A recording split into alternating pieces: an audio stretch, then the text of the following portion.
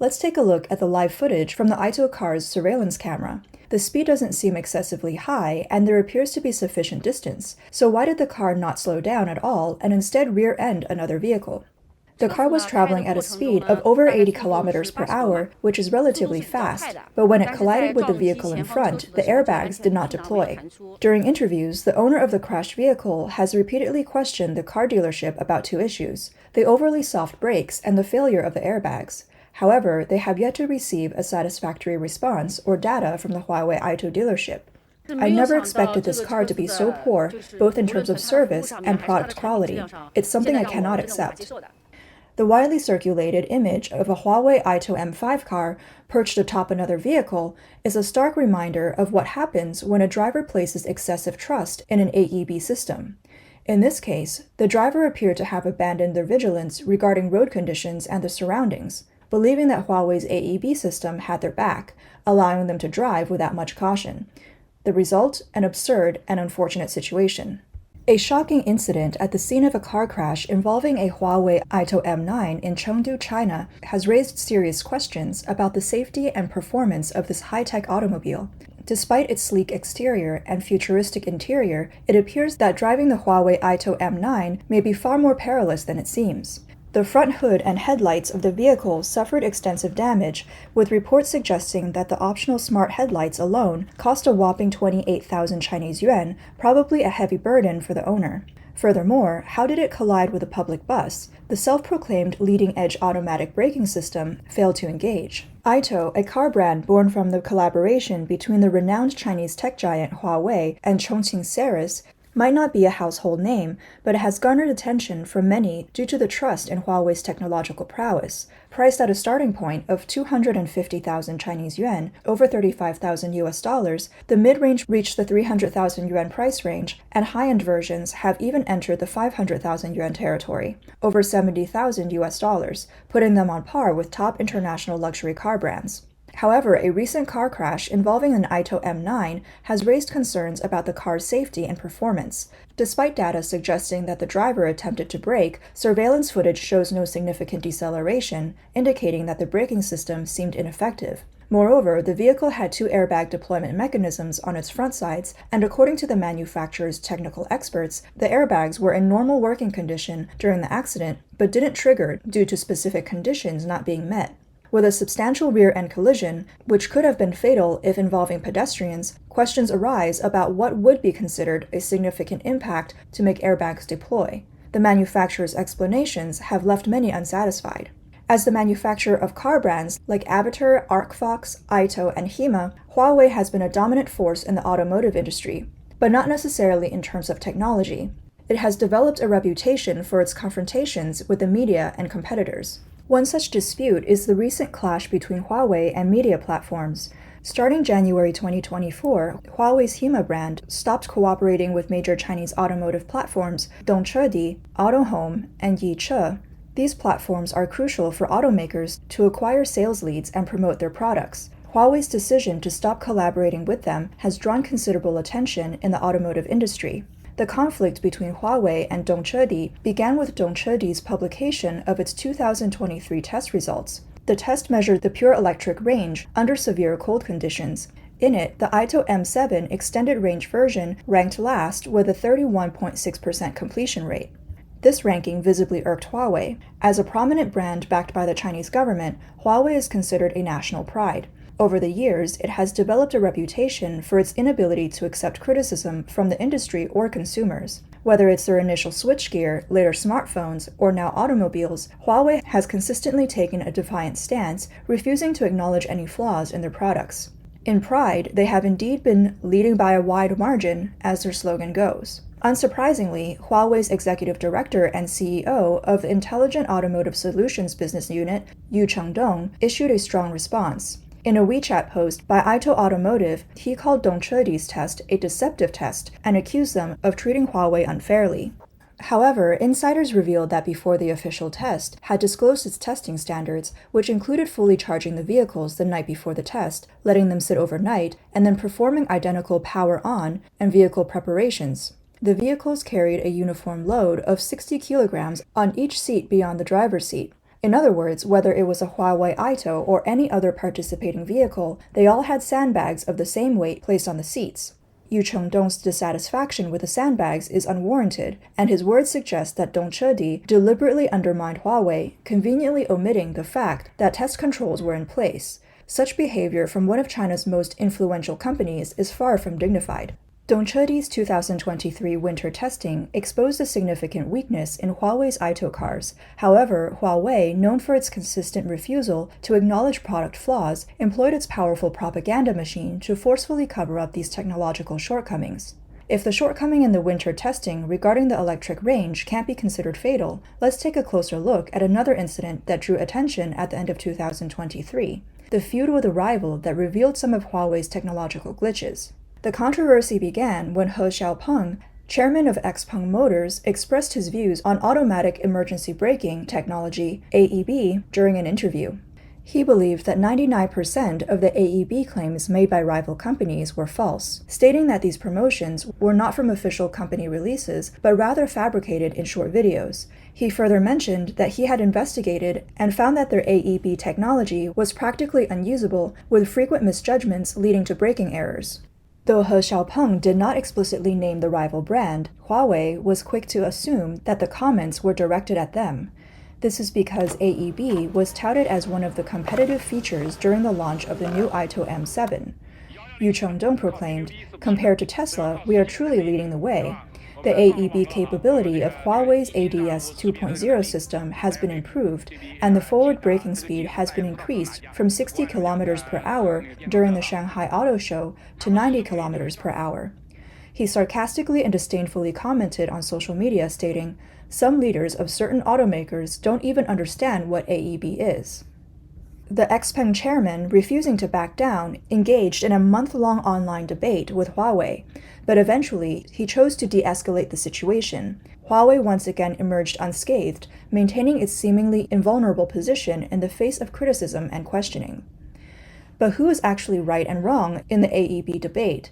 The truth lies in the fact that car manufacturers have been researching AEB for over 30 years, and strict usage scenarios and industry standards exist. Huawei's approach essentially places the driver's operational authority ahead of AEB's authority. As long as the driver accelerates, AEB will not activate. This approach has the consequence that AEB, originally designed to safeguard the driver when they cannot react in time, now theoretically allows the car to brake at higher speeds. However, in real-world scenarios, when the driver cannot react in time, AEB does not activate. This turns it into a feature that looks good on paper but is of little practical use. No responsible automaker would aggressively promote such AEB features, just as no automaker would advertise that seatbelts are so safe that drivers need not fear accidents. Huawei's excessive promotion of AEB has misled inexperienced consumers into relying too heavily on it. In real driving situations, drivers might mistakenly believe that Huawei's AEB, as advertised, can safely stop their cars at high speeds even if they don't react in time, not realizing that the AEB may not activate in such a critical moment. The potential danger is evident. Huawei's excessive promotion of AEB not only exposes their lack of expertise, but also, to put it strongly, could be seen as endangering lives for financial gain. Huawei's AEB technology has not undergone rigorous testing by authoritative organizations like CNCAP and ENCAP to verify its compliance with safety standards. Regardless of Yu Chengdong's confident assertions, the frequent accidents related to this issue speak volumes about its real-world effectiveness. What this incident highlights is that some drivers tend to have blind faith in AEB systems, assuming that once AEB is activated, accidents become impossible. However, the key issue here is the logic governing the AEB system's operation. In Huawei's case, the driver's operational authority takes precedence over the AEB's authority. As long as the driver is pressing the accelerator, AEB will not engage. Drivers who are unaware of this may let their guard down completely, thinking they are invulnerable. Unfortunately, accidents can still occur, as seen in these cases.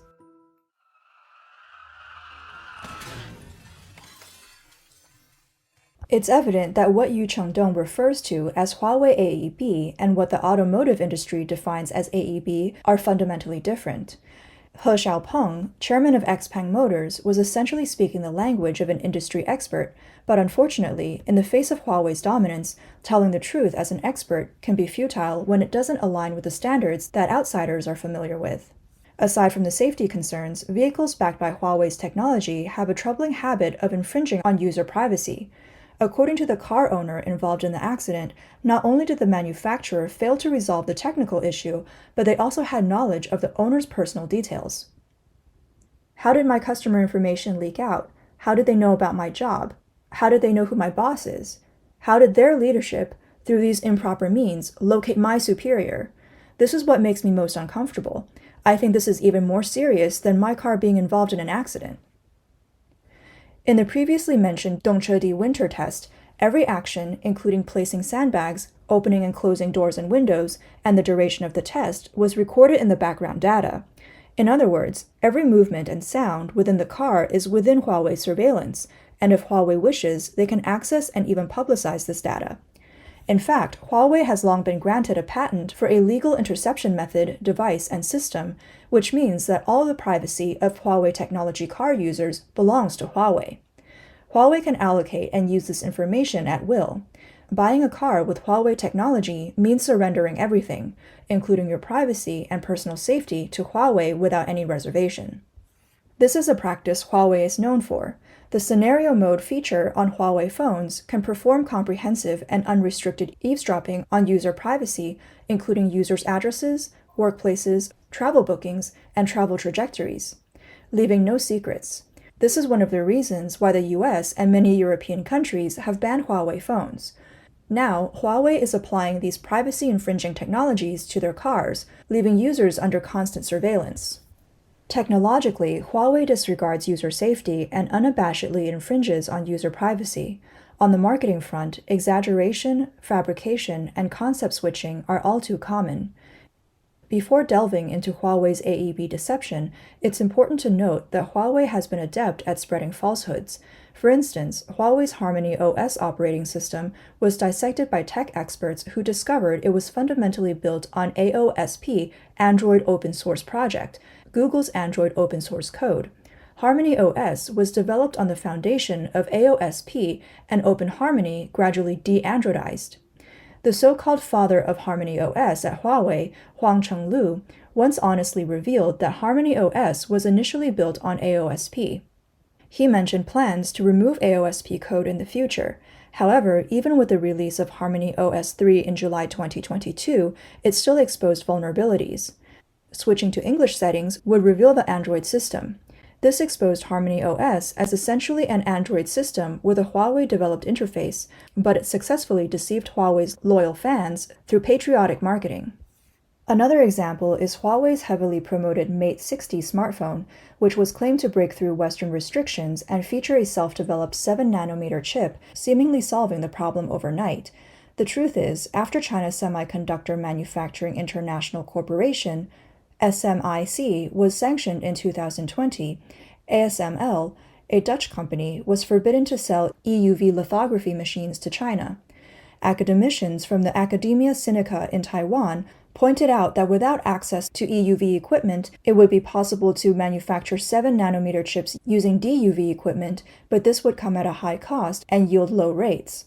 Under the centralized Chinese Communist Party system, the government was willing to pay any cost to produce 7nm chips for the Huawei Mate 60. Due to the low yield rates, they could create an artificial scarcity, effectively marketing it as hard to find, even though there were not many qualified products to stock.